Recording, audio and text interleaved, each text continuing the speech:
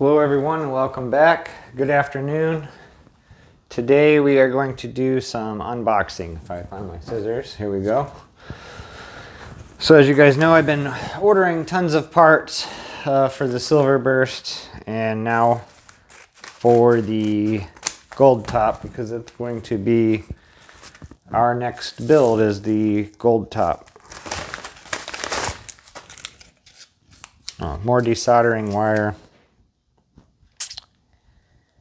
So we got more desoldering wire, different sizes of course for different jobs, because we're going to be doing a lot of soldering here. Let's get this packing stuff out. So that's one box, not very exciting but helpful nonetheless, because we need to desolder things sometimes, or if you messed up you need to be able to fix it. And this is a little thing you stick your soldering tip into and clean the solder off instead of a wet sponge. So that will definitely be helpful as well. But as we set off the little firecrackers, it didn't last long, but the grand finale is right here. I purchased this after drooling over the ones at Lay's. Lay's had one of them, and then they ended up getting two. And I was sweating for a while. I'm like, man, how am I going to get that? And then when he got two of them, I'm like, whew, got a little room to breathe now. I can hopefully get one. And just to let you know what this is, they only made 50 of them. Well, I don't know if they made 50. It says only 50 were released in the continental of US. So 25 in frost blue and 25 in surf green were released in the continental of the United States or North America. I'll have to go back and read it, but nonetheless, there's only 50 of them. And I've been waiting for this very interesting way of packing. It sounded kind of sloppy to me. And I read the guy's feedback and said his packing had a little bit desired. I do see some bubble wrap in the bottom under it, but let's see what we have here.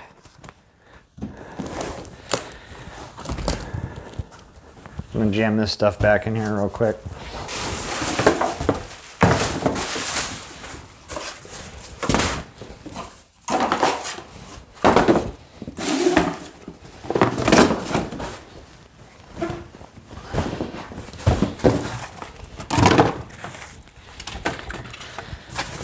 All right, now that that's out of the way. So again, just to reiterate, they've only made 50 of these or released 50 of these in the continental of the United States / North America. I've only seen two in existence physically, and they were at Lay's, and if you Google search them right now, you're only gonna find two. One's at Lay's, and the other one just popped up a couple days ago. It's in Germany. So what I have here is a Gibson, and I'm kind of disappointed it doesn't say Gibson on the case anywhere, but it is a Gibson case. This is a 1964 reissue, surf green 345. It's a VOS, so it is a vintage old spec, and it's already been pre-aged, so the pickups and stuff show wear on it. It does have the thumb bleeders. It's got the 6-way Veritone. The guy had a pet too. I can see pet hair all over it. And wow, you can see, I wish you could see that inside. When you look at the wood back, I mean, it is just highly quilted. I can just imagine what this thing would look like if it didn't have a color on it. But yeah, this is amazing. So let's see what we have in the case before we go over the guitar anymore. So we have the key to the case, the warranty card, 60159. So that matches. Looks like we have a polished cloth that kind of matches the interior of it. And this is what I was looking for because it wasn't in the listing, but he said it was in there. And there is the Memphis COA with the serial number on it. So I'm really happy that that was in there along with this. And I guess this is definitely a bonus too. Really nice case, super plush. Now I see why they didn't put that in there. It really don't fit. I got it in there. So let me go ahead and move this. Flip a latch on it.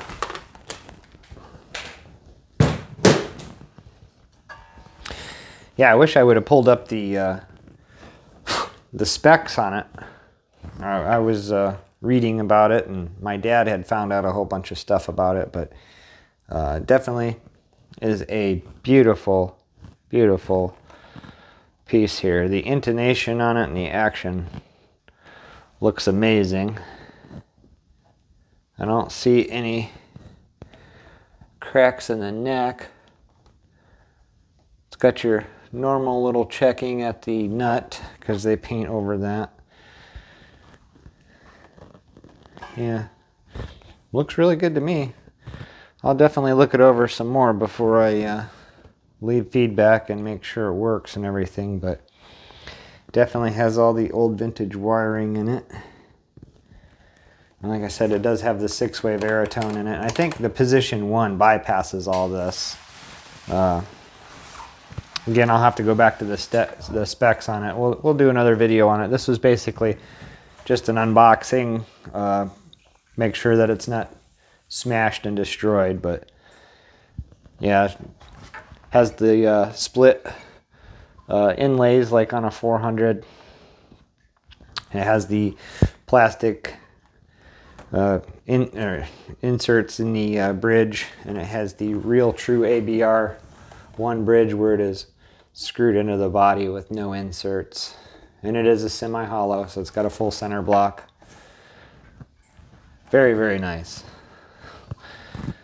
I actually kind of like the seafoam green one better than the frost blue. I don't know. I'll take it down to Lay's and we'll do a video comparison of this next to the frost blue one. But yeah, really pleased with it. It's a beautiful guitar. Made in Memphis, Tennessee. So, as we all know, they closed the Memphis plant. Yeah, Memphis, they closed. They're in Nashville now. I almost wanted to correct myself on that.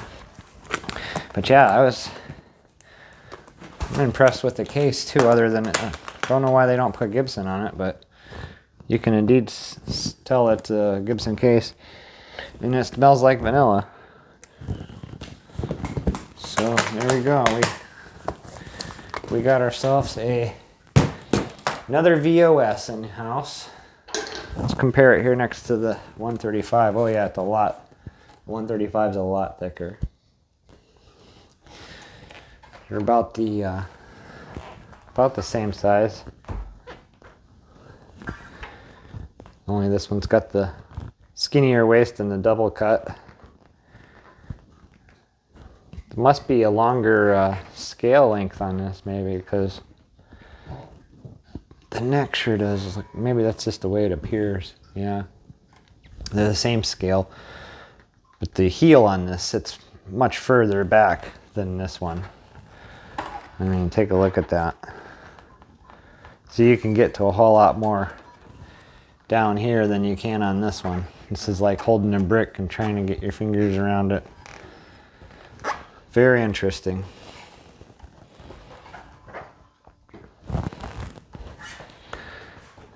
We are going to take these to church, and there's a guy there that has a very rare guitar that I had no idea that existed.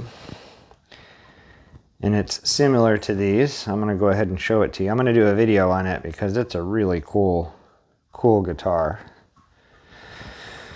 So I'm going to do this famous look at my phone trick. So just when you look at it here, it appears to be just like a 335 or something like that. But indeed, it is an ES-345. It has a very funny shaped headstock with the vintage Gibson logo in it, and it's a 3-piece neck. I don't know if you can see on my phone, but indeed you can see the 3 pieces running through it, and they only made this, I think, 2 years. So we're going to get a good video of this one and maybe a comparison of the 369, the 345, the 135, and then my dad has a 335. So hopefully we'll be able to do a good comparison video between the 4 of them and see what they all sound like being played. Maybe we can get some stage play on them and see what they sound like in a full band. I don't know. We'll see. Depends on if the guys want to play these instead of their own instruments while they're doing their show. So we'll see what happens, but it's here. So far it looks like it's in perfect condition, and I hope that it doesn't have a twisted neck or anything like that. And we'll soon find out. I'll go over it with a fine-tooth comb. I want to check the truss rod and just go over the things you would normally want to do. I guess I can do that right now. It's a real quick, easy task.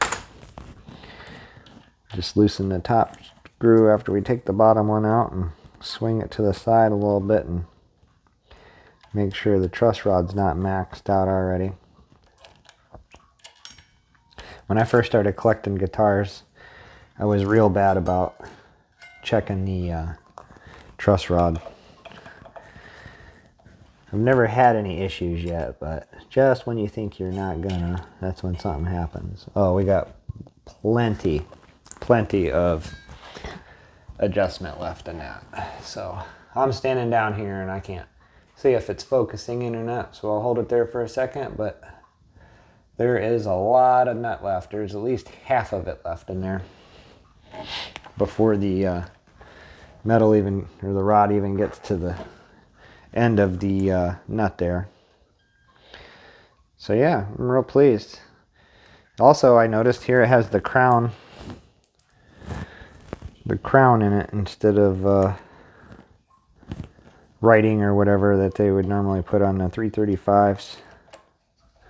Again, we're going to have to do a comparison video because I'm totally new to this hollow body stuff, or semi-hollow, I should say. My first endeavor with it was with the gold top Les Paul ES with the P90s. You guys seen me buy that, take it down the lathe, get the top refinished. We sold that to a guy on Reverb, and he's happy with that now. He's done a few things to it, so it's been saved. So this one, supposedly there is nothing wrong with it, but we're going to go ahead and get it checked out. Make sure it plays right, no frets are buzzing. There is absolutely no dents or anything in the frets. I don't think this thing has been played much at all. There's a few little light pick scratches here from somebody playing it, but I don't think they played it very much. It's extremely clean. Very pleased with it. So there you go. There is a 1964 reissue. And I think this is a 2016. Let me look in the case again. I think it's a 2016 1964 reissue, vintage old spec. And it has been lightly aged. Boy, I tell you, they haven't opened this case much because it's real hard to open the lid. It's stiff. Now I see why they didn't put that COA in there. If you stick it down in that little cubby hole, you can't get it out. use a little Allen wrench. Slide down in there, turn it, yeah. Pulled it right out. So unfortunately, COA doesn't say anything. One of these have to. Yeah, 928 is 16. So I was right, it's a 2016. I can't remember if they made this just the 1 year or if it was kind of floated into 2 years. Again, I will have more information on it the next video we do. We'll talk about what's in it because I don't know exactly which pickups are in it. I knew that the other night, but I can't regurgitate it because I didn't retain it up here in my thinker. So I do know it has a reissue PAF pickup. I just don't know which one. So we'll talk about that. We'll see if we can find out what capacitors they used in here because I can't even see those. Maybe we can get one of them little cameras that connect to your cell phone so we can start inspecting stuff like this on the semi-hollow bodies and the hollow bodies. I did read something about they went through the correct everything is from 1964, like with the Adirondack bracing and stuff like that. And again, I wish you guys could see the back of it on the inside. I mean, it is so highly quilted. I can only imagine what this thing would look like with a clear transparent paint job on it over a solid, because that is just amazing how quilted it is. You wouldn't think they would use a piece that quilted if they're going to paint over it, but they did. I guess that just adds to the quality of this thing, because it's really amazing. I can't believe it. I never really got excited about the hollow bodies, semi-hollows. I keep calling them a hollow body. It's a semi-hollow. Just because of the size of them. They're pretty cumbersome, but man, I tell you what, this one here, I've heard a couple of people play this one now for me, because as you guys know, I can't play. Yes, I will learn how to eventually, but this one, man, does this thing sound amazing. And just awesome tones out of this. And this has got the stacked humbuckers in it. These are the P100s. And they sound just really amazing. The other thing I want to correct myself on, I keep calling these hollow bodies, and I know they're semi-hollow bodies. This thing, I keep saying it's like a special, and the reason I keep saying that is because it has a bolt-on neck. And when I first started collecting Epiphones, I steered far and clear of bolt-on neck specials. So that's why I keep calling this a special. But in fact, this 79 GK55 has a junior, Les Paul Junior body, and it's routed out just like a junior. So, and then of course it has the other attributes on it, like the Dirty Fingers pickups and the TP6 and the spin-a-split, and you know, it's got a lot of cool features on it. The mahogany neck instead of maple. Back in the 70s, that was usually a maple neck, but I wanted to correct myself on that while I was thinking about me misspeaking all the time and calling things what they're not. But hey, that's all part of learning. So thank you guys for watching my unboxing video of the 1964-2016 reissue 345 with the Veritone in surf green. We'll do another video on it, and I'll give you the specs and everything that's in and out on it. I don't have that pulled up right now from Gibson, but I'll do that. And we will do a comparison between the 135, the 345, the 335, and 369. So stay tuned. We got more videos coming on semi-hollow bodies, and we got more guitar builds to finish and start. So again, don't forget to like and subscribe, and thank you for watching.